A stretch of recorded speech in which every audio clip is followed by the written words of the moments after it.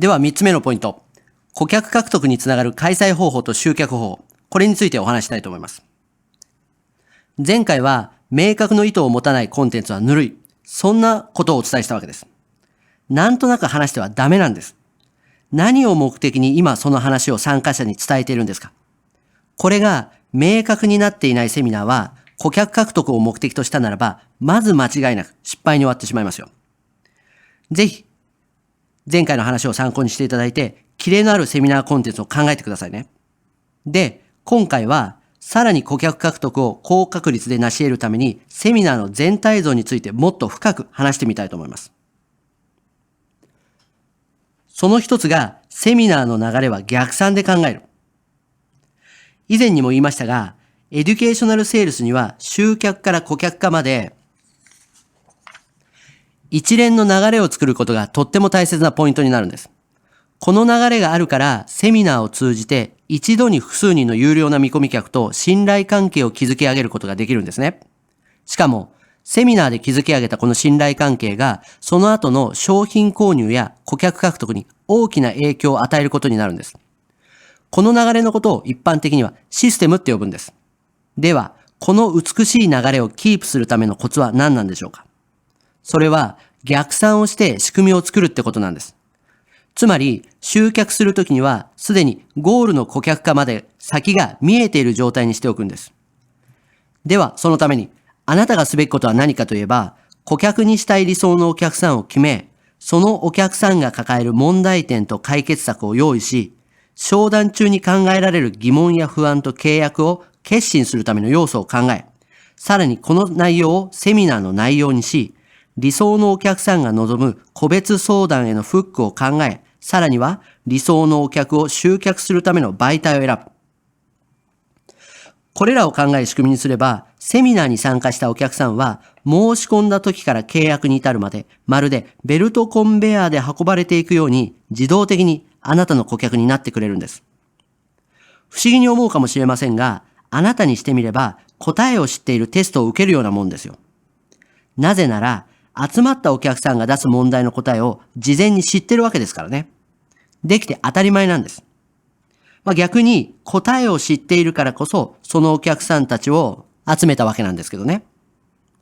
そして、このように逆算で仕組みを考えれば、あなたがすべきことは、ベルトコンベヤーで運ばれてくるお客さんに適切な情報を与え、理想の見込み客へと教育していくことと、間違ってそのベルトコンベヤーに乗ってしまったお客さんに途中で降りてもらうよう促していくだけなんです。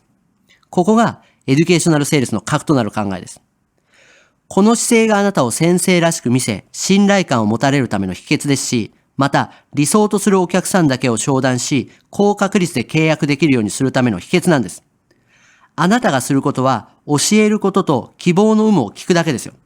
そして希望しないと分かったお客さんをいつまでも引っ張らないということです。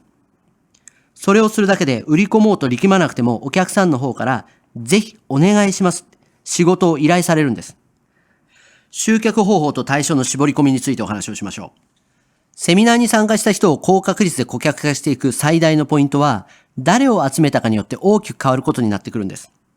誰でも集まってくれればいいってもんじゃないんです。後で個別相談につなげることを考えれば、多くの人を集めるのではなく、本気度が高い人や顧客に最適な人をえりすぐって集客したいんです。そんなことができるのかってことですけど、もちろん実現させるためには一工夫必要なんです。高確率で顧客化していくためには、まず理想のお客さんを決めることが大切なんです。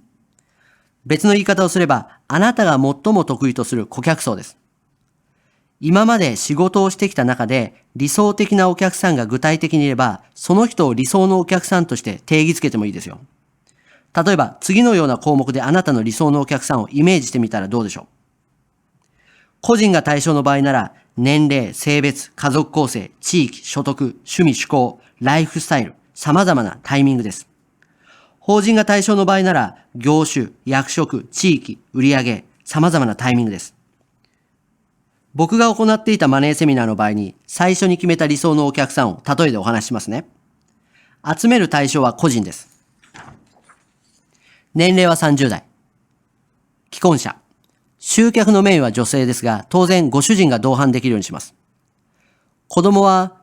一人で教育費やマイホームの取得に関心があり、運用や保険に必要性を感じている。世帯所得では500万から800万。セミナー後の個別相談は来店してもらいたかったので、居住地は僕のオフィスから1時間以内。これが僕の理想のお客さんでした。この理想のお客さんが僕のセミナーを受講すると、高確率で僕の顧客になってもらえるような、そんなセミナーの流れを作っていました。ここでよく質問を受けます。それはどうやって理想のお客さんだけを集めることができるんですかってことです。いろいろやり方はあるんですが、まず簡単にはセミナーのタイトルを工夫しますね。例えば、30代のなんとかとか、女性のためのなんとかと、夫婦で考えるなんとかとか、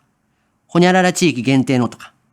このようにタイトルで参加者を限定してしまうのが一番簡単です。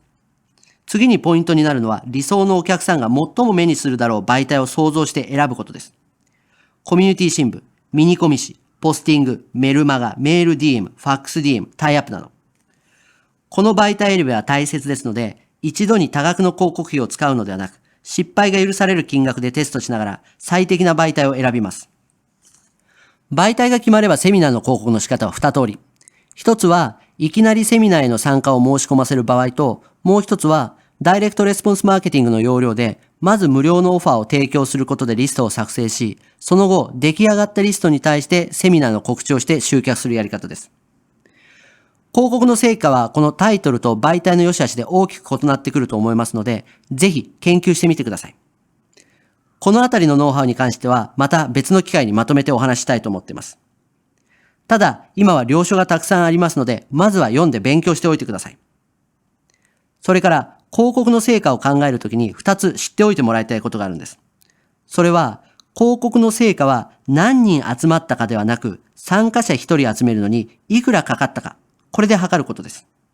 そしてもう一つ、一般的なレスポンス率を知っておくことです。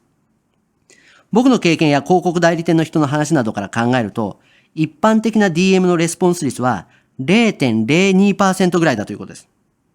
1万件送って2件集客につながればいいっていう確率ですよね。だから、DM をとりあえず出せばお客が集まるだろうという安易な気持ちは捨ててください。だからこそいかにしてこの確率を上げようかと僕は日々研究しているわけなんです。